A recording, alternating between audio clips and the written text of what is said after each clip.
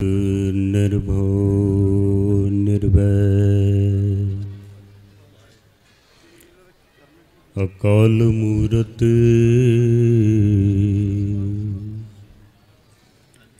अजूनी सैभं गुर प्रसाद। दंडोत बंधन अनक बार सर्व कला समरथ। डोलन ते राखो प्रभु नानक दे कर हथ। डोलन ते राखो प्रभु नानक दे कर हथ। परम सन्मान योग गुरु रूप सत्संग जीओ, कुछ समा गुरु के विचार आप जी नूं सरवण करा सकां उस तो पहले 10वें पातशाह दी बख्शिश कीती होई पावन पवित्र फतेह सनिमर प्रवान करनी। वाहिगुरु जी का खालसा वाहिगुरु जी की फतेह। सत्कार योग वीर जसविंदर सिंह जी दर्दी नाम की गल करके गए ने। गुरु ग्रंथ साहब महाराज का जो मूल उपदेश है वह भी नाम का ही है। सतगुरु कहते ने जपो ता एको नामा अवर निराफल कामा।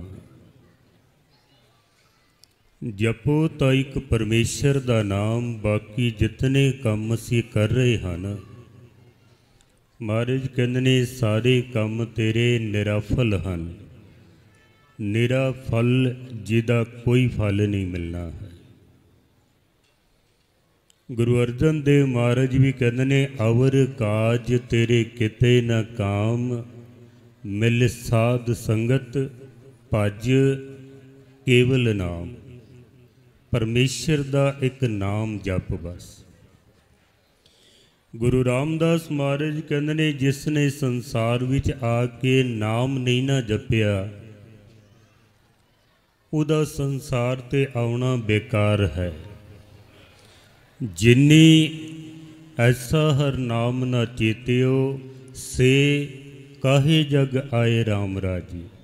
उस संसार दे विच आया ही क्यों है। मानस जन्म दुलंभ है, नाम बिना बिरथा सब जाए। सतगुरु कहते ने नाम तो बिना ये साडा जीवन जिहड़ा है सब बेकार चला जाना है। जपो ता एको नामा अवर निराफल कामा। जितने काम असी कर रहे हैं ना सब बेकार ने जे परमेश्वर का एक नाम ना होवे तां। असी कितने काम कर रहे हैं, सारा दिन असी भज दौड़ करते हाँ, धन इकट्ठा कर लैंदे हाँ, मकान बनाते हाँ, परिवार साडा हुंदा है, परिवार की पालना करते हाँ, असी भोजन छकते हाँ, कपड़े पहनते हाँ। संसार दे जो रिश्तेदारियां ने, कार विहार ने, ये सब कुछ करदे ही साडा जन्म निकल जाता। पर जे परमेश्वर का एक नाम होवे तो जितने कारज ने ना असी कर रहे हाँ, सतगुरु कहते ने सारे सफल हो जाते हैं तेरे। पर नाम कौन जपेगा। जैसे बंदे नूं रोटी की भुख लगती है ना तो बंदे दे अंदर फिर रोटी की याद चलती है। फिर बंदा रोटी नूं याद करता है, फिर रोटी नूं लभण वास्ते फिर उपराले करता है। रोटी खांदा है ते तृप्त हो जाता है। जिन्हां नूं रोटी की भुख है और दौड़ते हुए लंगर वल जाते हैं। जिन्हां दे अंदर परमेश्वर दे नाम की भुख है ना, और दौड़ते हुए सतसंगत दे विच आउंदे हन। रोटी दी भुख तां तकरीबन सारिਆਂ ਦੇ ਵਿੱਚ ਹੀ ਹੈ। ਲੰਗਰਾਂ ਦੇ ਤਾਂ ਤੁਸੀਂ ਦੇਖੋ ਦਰਵਾਜ਼ੇ ਬੰਦ ਕਰਨੇ ਪੈਂਦੇ ਨੇ, ਉੱਥੇ ਤੇ ਇਤਨੀ ਭੀੜ ਪੈਂਦੀ ਹੈ। ਸਤ ਸੰਗਤ ਦੇ ਵਿੱਚ ਬੈਠੇ ਹੋਇਆਂ ਦੇ ਅੰਦਰ ਵੀ ਗੁਰਬਾਣੀ ਕਹਿੰਦੀ ਹੈ ਕੋਈ ਕਰੋੜਾਂ ਦੇ ਵਿੱਚੋਂ ਇੱਕ ਅੱਧਾ ਹੁੰਦਾ ਜਿਹਦੇ ਅੰਦਰ ਪਰਮੇਸ਼ਰ ਦੇ ਨਾਮ ਦੀ ਭੁੱਖ ਹੁੰਦੀ ਹੈ। ਬਾਕੀ ਸਭ ਬੈਠੇ ਜ਼ਰੂਰ ਨੇ लेकिन भुख नहीं है। भुख तो बिना स्वाद नहीं है, स्वाद तो बिना बंदा छकदा नहीं है। गुरु नानक सच्चे पातशाह नूं एक दिन पुछ लिया सी पिता जी ने भी तू हर वेले अखां बंद करके बैठा रहना, तैनूं कितनी क भुख है नाम दी, कितना कुछ जपना चाहना है तू, कोई दूजा काम भी कर लिया कर। तो गुरु नानक सच्चे पातशाह कहते ने पिता जी मैनू कितनी भुख है नाम दी, मेरे कोलों ना पूछो तुसी। तो पिता जी कहते ने फिर किनू पूछा मैं जाके, तू मेरे सामने है तैनू ही पूछना है ना मैं। सतगुरु कहते ने मेरे कोलों ना पूछो। महाराज के पिता जी कहते ने फिर किसे कोलों पूछा। सतगुरु ते शब्द उचारण करते हैं। महाराज कहते ने मारू मीह न तृप्तिया, अग्गी लहे न भुख। मारू कहते ने मारू थल नूं, रेगिस्तान नूं।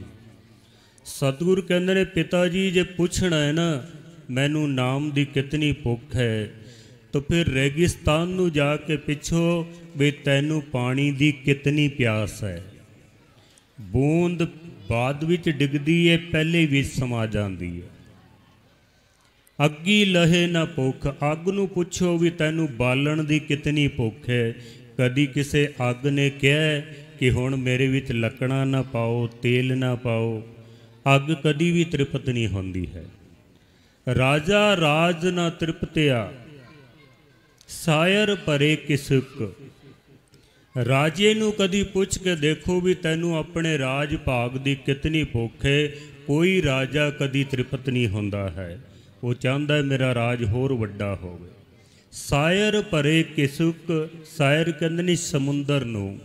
सतगुर कहते ने चारों दिशावां तो समुंदर दे विच नदियां आके डिगदियां ने, पर कदी समुंदर ने ये नहीं आख्या कि मैं तृप्त हो गया, ऐ नदियों हुण मेरे विच ना आओ तुसी।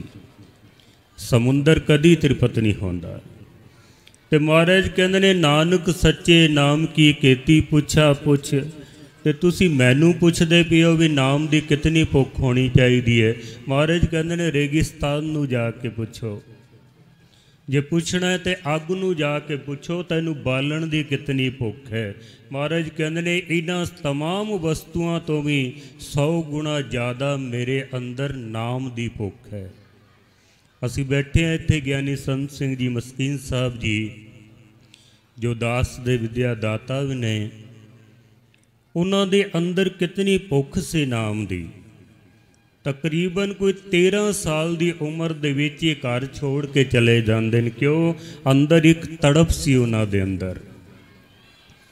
और वो अक्सर बेनतियां दे शब्द पढ़ते रहते सन कि प्रभु मोहे कब गल लावेंगे। बेनतियां दे शब्द पढ़दियां पढ़दियां उन्हां दियां अखां सेजल हो जाया करदियां सन। तुझे देखने की तड़प मुझे जीने नहीं देती है खुदा, कहीं मर ही ना जाऊं तेरे दीदार से पहले। वो अक्सर क्या करते सन भी हे परमात्मा, हे वाहिगुरु सच्चे पातशाह, इस तो पहले कि जीवन का अंत होवे बेअंत दे मैनू दर्शन हो जान। बाबा बलवंत सिंह जी निर्मले दे कोल जदों पहली बारी गए सन, मस्कीन साहब जी मैं सिखना तुहाडे कोलों। ते बाबा बलवंत सिंह जी कहंदे ने भी चल गुटका लैके आ तैनू जपजी पढ़ावां मैं। तो मस्कीन जी कहंदे ने जपजी साहब तो मैनू आउंदा वे, मैं पढ़ लैना वा, बल्कि कंठस्थ है मैनू। बाबा जी कहन लगे सुखमनी साहब दा गुटका लिया तैनू सुखमनी पढ़ा देना वा। मस्कीन जी कहते ने बाबा जी सुखमनी भी कंठ है मैनू, चल फिर तैनू आसा दीवार पढ़ा देना। मस्कीन जी कहन लगे बाबा जी ये सारिया बाणियाँ मैनू कंठस्थ ने, तो फिर तू की पढ़ना चाहता है? मस्कीन जी कहते ने बाबा जी इस गुरबाणी दे अंदर जो अगम्मी गल है ना, मैं वो तुहाडे कोलों पढ़ना चाहना वा, मैनू वो पढ़ाओ तुसी। कहते ने बाबा बलवंत सिंह जी ने अपने मत्थे ते हथ मारिया, अखां करके आसमान वल ते अखां दे विच हंझू। ते बाबा बलवंत सिंह जी कहते ने भी है परमात्मा, मैं तैनू रोज़ अरदास करना वा भी किसी जुड़े हुए दे मैनू दर्शन करा। एक रोगी तू होर मेरे सामने भेज दिता वे तू, एक तड़फिया होया हिरदा मैनू होर मिला दिता वे तू, किसी जुड़े हुए दे दर्शन करा। कहते ने मस्कीन जी नू बाबा बलवंत सिंह जी ने अपने सीने नाल ला लिया, चल कोई गल नहीं, तेरी भुख ते मेरी भुख इक्को ही भुख है, मिल के आपां सफ़र करांगे। तो इतनी साडे अंदर नाम की भुख होनी चाहिए है। विचारां तो बहुत लंबियां ने पर साडा परिवार बहुत वड्डा है। सो जितना कुछ समा दास नूं प्राप्त होया तुहाडे चरण परसे ने। एक बेनती है, पिछले दिनी लॉकडाउन दे विच दास ने ज्ञानी संत सिंह जी मस्कीन साहब जी दे जीवन दे उत्ते पूरी कथा कीती है। मैं पूरी तो नहीं कह सकता, जितनी कोई जानकारी मैनू उपलब्ध हो सकी वो सारी आप यूट्यूब दे उपर सरवण कर सकते हो। चैनल का नाम है कथा सागर मनमोहन सिंह निमाणा। सारा जीवन मस्कीन जी का आप सरवण कर सकते हो। पुला चुक्कां दी क्षमा।